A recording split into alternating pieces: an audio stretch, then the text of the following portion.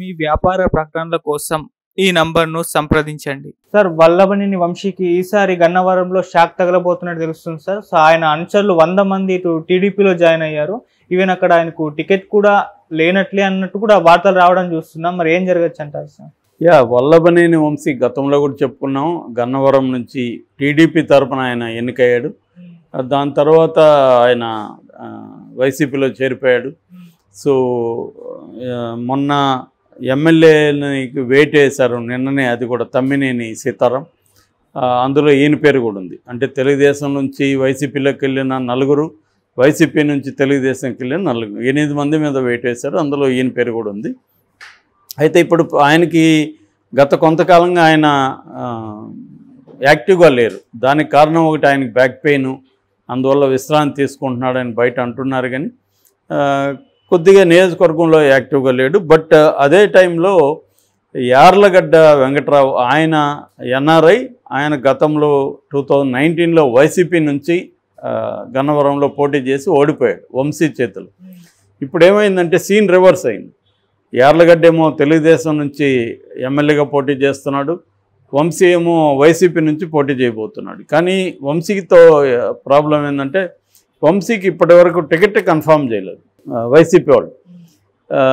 అది టికెట్ ఇస్తారా లేదా అనే డౌట్ కూడా ఉంది. ఎందుకంటే ఇప్పటి వరకు 7 ఫేజెస్లో టికెట్లు అనేక మందికి ఇచ్చారు. ఈ 7 దీంట్లో కూడా ఏ లిస్టులో కూడా గన్నవరం లేదు. మరి ఇంత ఇంపార్టెంట్ గన్నవరాన్ని ఎందుకు ఇవ్వలేదు? ఎందుకంటే గన్నవరం మీద తెలుగుదేశానికి చాలా తీవ్రమైన ఫోకస్ ఉంది. గన్నవరం మీద, గుడివాడ మీద వాళ్ళకి ఎక్కువ ఉంది. ఎందుకంటే వీళ్ళిద్దరూ తెలుగుదేశానికి ఎక్కువ డిఫేమ్ చేసే విధంగా వీళ్ళిద్దరూ మాట్లాడతారు. వంశీ కానీ నాని కానీ ఇద్దరు కూడా జూనియర్ ఎన్టీఆర్కి చాలా దగ్గర. ఆ రకంగా కూడా వీళ్ళు జూనియర్ ఎన్టీఆర్కి అనుకూలంగా మాట్లాడుతుంటారు. అందువల్ల కూడా తెలుగుదేశానికి యాంటీగా అయ్యారు. వీళ్ళిద్దరు ఇన్ఫ్లుయెన్స్ కూడా జూనియర్ ఎన్టీఆర్ మీద ఉంది. వాళ్ళిద్దరు సలహాలే జూనియర్ ఎన్టీఆర్ని బాగా యాంటీగా మార్చేసాయి తెలుగుదేశానికి. కాబట్టి దీనివల్ల తెలుగుదేశానికి చాలా పెద్ద నష్టం ఉంది. అందుకని వీళ్ళిద్దరిని ఈసారి ఎట్టి పరిస్థితుల్లో అసెంబ్లీలోకి రానివ్వకూడదు అనేది ఒకటి. రెండోది, తాము అధికారంలోకి వస్తే కడ్రాయిడ్తో తరుముతాను, వంశీ సంగతి నేను చూసుకుంటాను, నాకు వదిలేయండి అని లోకేష్ కూడా అనేకసార్లు అన్నాడు. వంశీ అండ్ కొడాలిని ఇద్దరిని కూడా సోషల్ మీడియాలో కూడా ఈసారి నువ్వు పారిపో, విదేశాలకు వెళ్ళినా కూడా నేను వదలము, చంద్రమండలంలో ఉన్నా కూడా నేను లాక్కొస్తాము అని వాళ్ళు పోస్టులు పెడుతున్నారు. అంటే ఈసారి టికెట్ రాకుండా వాళ్ళు ఎమ్మెల్యే కాకుండా ఉంటే ఇంకా ఘోరంగా ఉంటుంది. తెలుగుదేశం గెలిస్తే ఎమ్మెల్యేగా అయినా కనీసం రేపు వాళ్ళు పోరాడడానికి కొద్దిగా బలం ఉంటుంది. ఒక ఎమ్మెల్యేని ఇలా చేయించా లేదా అనేది రేపు చర్చ నడుస్తుంది. ఎమ్మెల్యే కూడా లేదనుకో, వాళ్ళు అవ్వలేదనుకో, అప్పుడు తెలుగుదేశం అధికారంలోకి వస్తే వాళ్ళు ఖచ్చితంగా ఇబ్బందులు ఎదుర్కోవాలి, జైలుకి వెళ్ళాలి, ఒక్కొక్కసారి ఫిజికల్ దాడులు జరగచ్చు. అలాంటి పరిస్థితి అయితే వాళ్ళకు ఉంది. అది వాళ్ళకు కూడా తెలుసు.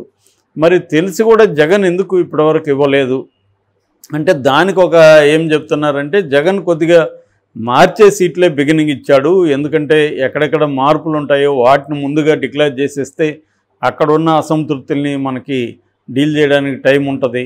ఈ క్యాండిడేట్లు కూడా కొత్తగా వెళ్తారు కాబట్టి నియోజకవర్గాల మార్పు ఇవన్నీ ఉంటుంది కాబట్టి వాళ్ళు నిలదొక్కుకోవడానికి టైం ఉంటుంది. ఆల్రెడీ గ్యారంటీగా ఇస్తామనుకునే వాళ్ళకి పర్సనల్గా చెప్పేశారు, నీ నియోజకవర్గం నీకు ఇస్తాము, నువ్వు పని చేసుకొని. అలాంటప్పుడు డిక్లేర్ చేయకపోయినా కూడా త్వరగా ఇబ్బంది లేదు అనేది జగన్కున్న అండర్స్టాండింగ్ అని చెప్తున్నారు. ఆ రకంగా వంశీకి ఇటు నానికి సీట్లు అక్కడ గ్యారంటీ. ఈ మధ్య కూడా నాని మీద ఇలాంటి విమర్శలు వచ్చాయి. అక్కడ ఎవరో హనుమంతరావు అని ఆయన ఫ్లెక్సీలు పెట్టి మళ్ళీ తీసేశారు. సో నానికి సీట్ ఉండదా, హనుమంతరావు వైసీపీ తరఫున పోటీ చేయబోతున్నాడన్న చర్చలు వచ్చినప్పుడు నాని క్లియర్గా ఏం చెప్పాడంటే, నేను 100% ఇక్కడ పోటీ చేస్తాను, మీకు దమ్ముంటే లోకేష్ నిలబడరు, లేదంటే చంద్రబాబు నిలబడండి అని కూడా ఛాలెంజ్ చేశాడు. అట్లాగే ఆయన కూడా వంశీ తరపున కూడా ఒకరు తప్పుచ్చుకొని ఖచ్చితంగా వల్లభనేని వంశీ గన్నవరం నుంచే పోటీ చేస్తాడు, మేమిద్దరం మా నియోజకవర్గాల నుంచే పోటీ చేస్తామని చెప్తున్నారు.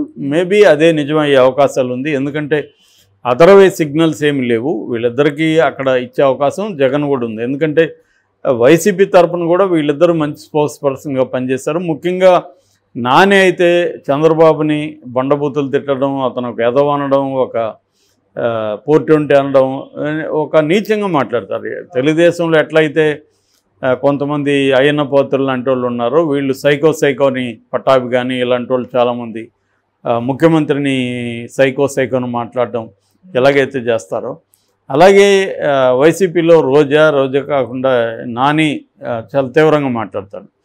సో అందువల్ల వాళ్ళిద్దరికి టికెట్ లేకపోతే పరిస్థితి సివియర్గా ఉంటుంది. రెండోది, వాళ్ళిద్దరికి ఆల్టర్నేటివ్ కూడా వైసీపీలో ఇంకా ఎవరు కూడా లేరు. అక్కడ పోయి వైసీపీ తరఫున నిలబడి ఫైట్ చేయగలిగిన వాళ్ళు లేరు. వీళ్ళకి అక్కడ ఒక స్ట్రాంగ్ ఇది ఉంది, అనుచర వర్గం ఉంది, ఒక స్ట్రాంగ్ లోకల్గా ఒక ఇది బలంగా ఉంది. నాని అయితే 4 సార్లు గెలిచాడు. అక్కడ 4 సార్లు గెలవడం అనేది మాటలు కాదు, ఎమ్మెల్యేలుగా. ఇక వంశీ కూడా గెలిచాడు. పైగా తెలుగుదేశానికి ఒకప్పుడు కంచుకోట అది. అట్లాంటిది ఇప్పుడు వైసీపీ నుంచేమో ఈయన వెళ్తున్నారు, వైసీపీలో ఏమో వైసీపీ నుంచి వచ్చిన అతను వెళ్తున్నాడు. ఇక్కడ తెలుగుదేశానికి కూడా ఒక ప్రాబ్లం ఉంది. అదేంటంటే ఇన్హెరెంట్గా ఆర్గానిక్గా తెలుగుదేశం లీడర్షిప్ అక్కడ ఎవాల్వ్ కాలేదని ఎవరికైనా అర్థమవుతుంది కదా. ఎవాల్వ్ అయింటే వైసీపీ నుంచి వచ్చిన వాళ్ళని ఎందుకు పెట్టాలి అనేది వస్తుంది. సో అదొకటి. రెండవది ఏంటంటే అటు యార్లగడ్డ కూడా చాలా స్ట్రాంగ్గా ఉన్నాడు. ఎప్పుడైతే టికెట్ అనౌన్స్ చేశారో పాదయాత్ర మొదలుపెట్టాడు. దాంతో ఇప్పుడు అనేక మంది వైసీపీ నుంచి తెలుగుదేశంలో చేరుతున్నారు. నిన్న ఒక 100 మంది వ్యక్తులు, ఆ వ్యక్తుల కుటుంబాలు వచ్చి యార్లగడ్డ సమక్షంలో వైసీపీలో చేరారు. అందులో చాలామంది వల్లభనేని వంశీ అనుచరులు ఉన్నారని చెప్తున్నారు. అదేగా నిజమైతే ఖచ్చితంగా వల్లభనేని వంశీకి దెబ్బ తగులుతుంది. ఆయనేమో బాగా యాక్టివ్గా దూసుకుపోతున్నాడు, ఇతనేమో సైలెంట్గా ఉన్నాడు. వల్లభనేని వంశీ అతనికి టికెట్ కూడా ఓపెన్గా కన్ఫామ్ కాలేదు. సో అందువల్ల వల్లభనేని వంశీకి ఈసారి షాక్ తప్పదా?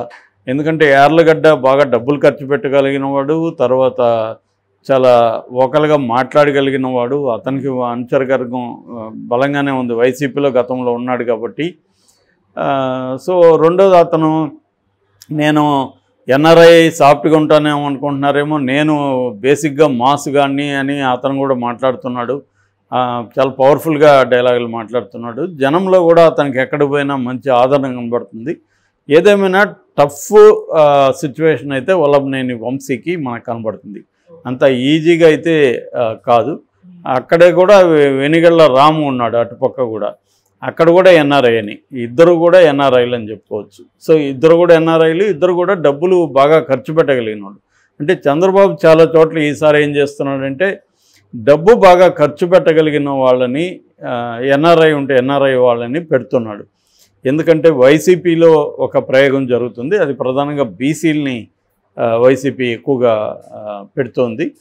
ఆ రకంగా చూసుకున్నప్పుడు తెలుగుదేశం బీసీలని తక్కువగా ఉంది. 94లో మొన్న అనౌన్స్ చేసినప్పుడు ఓన్లీ 18 మాత్రం బీసీలు ఉన్నారు. గతంలో 43 మందికి ఇచ్చారు. ఈసారి మాత్రం తెలుగుదేశానికి అన్ని సీట్లు ఉండవు కాబట్టి 24 జనసేనకి వెళ్ళే, ఒకవేళ బీజేపీ వస్తే బీజేపీకి ఒక 10-12 పోయే అవకాశం ఉంది. అయినప్పటికీ ఓవరాల్గా ఈ కూటమిలో బీసీల సంఖ్య ఎంత ఉండబోతుంది అనేది చూడాలి. గత 2 ఎన్నికల్లో వైసీపీ కంటే టీడీపీలో ఎమ్మెల్యే అభ్యర్థులు బీసీలు ఎక్కువ ఉన్నారు. అయితే ఈసారి రివర్స్ అయ్యే అవకాశాలు కనబడుతుంది. ఈసారి వైసీపీలో బీసీల సంఖ్య బాగా పెరిగేట్టుగా కనిపిస్తుంది. ముఖ్యంగా యాదవులకి ఎక్కువ ఇంపార్టెన్స్ ఇస్తున్నట్టు. సో ఈ కాంటెక్స్ట్లో వల్లభనేని వంశీకి ఛాలెంజ్ అయితే ఎదురవుతుంది. మరి ఆ ఛాలెంజ్ని ఆయన ఎలా ఎదుర్కొంటాడనేది మనం చూడాలి.